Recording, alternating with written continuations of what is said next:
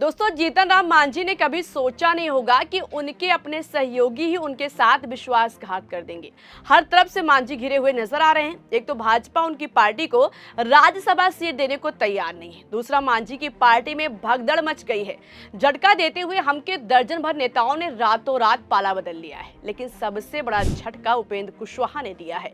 जिन नेताओं ने मांझी से रिश्ता खत्म किया है वो सभी किसी और पार्टी में नहीं बल्कि उपेंद्र कुशवाहा की पार्टी में शामिल हुए हैं। यानी कि उनके अपने सहयोगी ने ही मांझी को धोखा दिया है। इधर दर्जन भर नेताओं ने पाला बदला, उधर मांझी के पास कानूनी नोटिस पहुंच गया। 7 दिन में सबके सामने माफी मांगनी पड़ेगी, नहीं तो इसके बाद मांझी के साथ क्या होगा इस वीडियो में आपको बताऊंगी। नमस्कार दोस्तों, मेरा नाम शिवानी पांडे और आप देखना शुरू कर चुके हैं 4 PM। दोस्तों, भले ही बिहार में राज्यसभा चुनाव को अभी 3 महीने का समय है, लेकिन उससे पहले बिहार एनडीए में घमासान मचा हुआ दिखाई दे रहा है। राज्यसभा सीट के लिए मांझी साहब ने खुले मंच से दिल्ली दरबार को धमकी दे दी, लेकिन दोस्तों यही से मांझी के बुरे दिन भी दिखाई देने लगे। पहले जीतन राम मांझी ने मंच से कहा कि उनसे राज्यसभा सीट देने का वादा किया गया, लेकिन वादे से भाजपा मुकर रही है, मगर वो शांत नहीं बैठेंगे, किसी के सामने घुटने नहीं टेकेंगे। अगर राज्यसभा सीट नहीं मिली तो मंत्री का पद छोड़ देंगे, साथ ही एनडीए से नाता भी खत्म कर लेंगे। दोस्तों, मांझी को लगा था कि उनकी धमकी से भाजपा आलाकमान डर जाएगा, लेकिन यहाँ पर पासा उल्टा दिखाई दिया, बल्कि खुलकर भाजपा और जेडीयू मांझी के बयान का विरोध कर रही है। दोस्तों, इस पर बात करेंगे, लेकिन उससे पहले कुशवाहा ने कैसे मांझी के साथ खेला कर दिया है उसकी बात करते हैं। दोस्तों, आप पत्रिका की इस खबर की हेडलाइन देखिए। लिखा हुआ है कि बिहार एनडीए में आपसी जंग, उपेंद्र कुशवाहा ने चिराग के बाद मांझी की पार्टी में लगाई सेंध, हम के नेताओं ने थामा आरएलएम का दामन। मतलब कि एनडीए वाले आपस में लड़ रहे हैं। पहले चिराग पासवान की लोक जनशक्ति पार्टी रामविलास के कई नेता कुशवाहा के खेमे में शामिल हुए और अब मांझी के दर्जनों नेता कुशवाहा की पार्टी का दामन थाम लिया है। इन खबरों से एनडीए के अंदर असहजता साफ दिखाई दे रही है। दरअसल कुशवाहा की तरफ से मिलन समारोह का आयोजन किया गया था, जिसमें उपेंद्र कुशवाहा ने खुद मांझी के दर्जन भर नेताओं को अपनी पार्टी में शामिल किया। आरएलएम में शामिल होने वालों में बच्चू पासवान उर्फ संतोष, सुधीर कुमार, हम के पूर्व प्रदेश अध्यक्ष शिव कुमार राम, पूर्णिया के पूर्व युवा जिला अध्यक्ष संतोष राम और सैकड़ों कार्यकर्ता और समर्थक शामिल हुए, जिन्होंने मांझी से अपना सभी वास्ता खत्म करके उनके सहयोगी से नाता जोड़ लिया है। यही नहीं दोस्तों, कुशवाहा साहब ने यहाँ तक कह दिया कि इन सभी के आने से उनकी पार्टी और मजबूत होगी।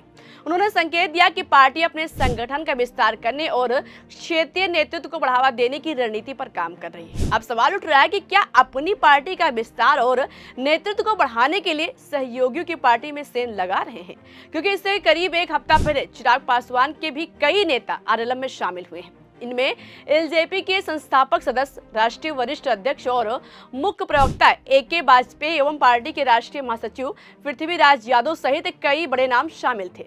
ऐसी खबरों से यही लग रहा है दोस्तों कि कुशवाहा की नजर सहयोगियों के नेताओं पर है। सहयोगी दल में ही तोड़फोड़ करवा रहे हैं, लेकिन उनको अपनी इस चाल की कीमत भी चुकानी पड़ रही है। नतीजा, उनकी पार्टी में धड़ाधड़ इस्तीफे शुरू हो गए हैं। दोस्तों, पार्टी के व्यवसायिक प्रकोष्ठ के प्रदेश अध्यक्ष अनंत कुमार गुप्ता सहित 8 नेताओं ने इस्तीफा दे दिया है। साथ ही 2026 में मुख्यमंत्री नीतीश कुमार की पार्टी जेडीयू में शामिल होने का ऐलान भी कर दिया है। दूसरी तरफ उनके तीनों विधायक भी बगावत करने का संकेत दे रहे हैं। दरअसल उपेंद्र कुशवाहा ने अपने घर पर लिट्टी चोखा का भोज किया, लेकिन उनके तीनों विधायक इस पार्टी में शामिल नहीं हुए। कुशवाहा के 4 विधायक हैं, एक उनकी पत्नी है और 3 माधव आनंद, रामेश्वर महतो और आलोक सिंह, जो लिट्टी चोखा के भोज में नहीं पहुंचे, जबकि बीजेपी के राष्ट्रीय कार्यकारी अध्यक्ष नितिन नवीन से मुलाकात करने पहुंच गए। दरअसल ये सभी विधायक मंत्री नहीं बनाए जाने से नाराज हैं। एनडीए में कुशवाहा को एक मंत्री का पद मिला था, लेकिन कुशवाहा साहब ने अपने विधायकों को बनाने की बजाय अपने बेटे को मंत्री बना दिया दोस्तों, जिसने चुनाव तक नहीं लड़ा। इसके बाद से उनकी पार्टी में खटपट चल रही है। रामेश्वर महतो ने तो बाकायदा पोस्ट करके कुशवाहा की नीयत पर सवाल उठाए थे। अब जिस तरह से तीनों विधायक लिट्टी चोखा भोज में नहीं गए और भाजपा के राष्ट्रीय अध्यक्ष यानी कि भाजपा के राष्ट्रीय कार्यकारी अध्यक्ष से मुलाकात की है, ऐसे में कयास लगाए जा रहे हैं कि ये सभी पाला बदल सकते हैं, भाजपा का दामन थाम सकते हैं। हालांकि ये तो वक्त बताएगा कि कौन कहां जाएगा, लेकिन एक चीज क्लियर दिखाई दे रही है कि बिहार एनडीए में सहयोगियों की पार्टी तोड़ने में होड़ मची हुई है। इस खेल में कुशवाहा कुशवाहा साहब मास्टर बने हुए हैं। सबसे ज्यादा काल मांझी के सिर पर मंडरा रहा है। एक तरफ राज्यसभा की सीट भी मिलती हुई दिखाई नहीं दे रही है, तो दूसरा उनकी पार्टी में भगदड़ की स्थिति भी दिखाई दे रही है। और अब जीतन राम मांझी के हाथ में एक कानूनी नोटिस भी थमाया गया है। 7 दिन के अंदर माफी मांगने की बात कही गई है।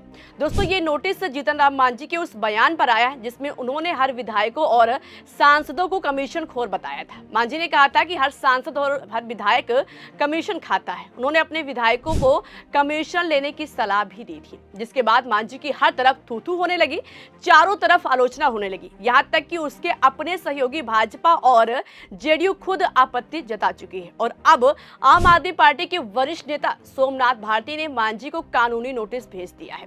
कानूनी नोटिस में यह बात स्पष्ट की गई है कि पूरे सांसद और विधायक वर्ग पर लगाया गया ये आरोप मानहानि की श्रेणी में आता है।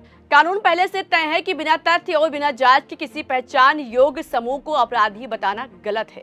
अब व्यक्ति की आजादी का मतलब ये नहीं होता कि कोई भी कुछ भी कह दे और जिम्मेदारी से बच जाए। बोलने की आजादी के साथ जवाबदेही भी जुड़ी होती है।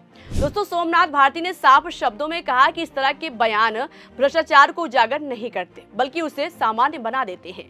जब सबको ही चोर कह दिया जाए तो फिर असली चोर और ईमानदार के बीच फर्क ही खत्म हो जाता है। यही सोच लोकतंत्र के लिए सबसे खतरनाक होती है। एक संवैधानिक पद पर बैठे व्यक्ति से ऐसी भाषा की उम्मीद नहीं की जा सकती है और कानून भी इसकी इजाजत नहीं देता है। दोस्तों, इसके साथ ही सोमनाथ भारती ने मांझी से कहा कि वो 7 दिनों के अंदर सार्वजनिक रूप से उसी माध्यम से बिना किसी शर्त के माफी मांगे, अपने बयान को वापस लें और भविष्य में इस तरह की भाषा का इस्तेमाल न करने का लिखित भरोसा दें।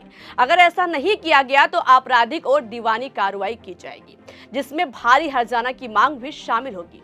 ये कोई धमकी नहीं, बल्कि कानून का सीधा और साफ रास्ता है। यानी दोस्तों, कुल मिलाकर हर तरफ से जीतन राम मांझी मुश्किलों में फंस चुके हैं। उनका सुकून छिनता जा रहा है। हर तरफ से उनको धोखा और गच्चा ही मिल रहा है। राज्यसभा सीट तो ना के बराबर मानो। उनकी पार्टी में दरार पड़ चुकी है, नेता पार्टी छोड़कर जा रहे हैं और कानूनी नोटिस भी हाथ में पहुंच चुकी है।